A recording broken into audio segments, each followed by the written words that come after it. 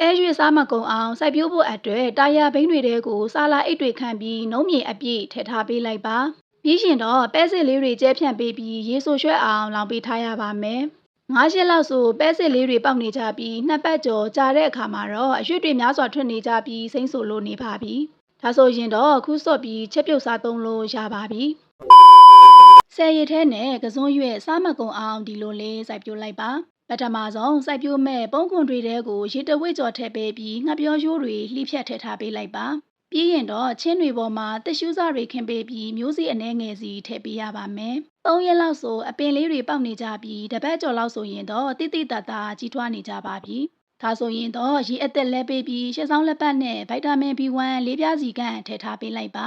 စိုက်ပျိုးပြီး10ရက်ကျော်ကြာတဲ့အခါမှာတော့ကစွန်းပင်တွေဟာအရွက်တွေများစွာထွက်နေပြီးစားမကုန်အောင်ဖြစ်နေကြပါပြီဒါဆိုရင်တော့အခုစွတ်ပြီးချက်ပြုတ်စားတုံးလို့ရပါပြီ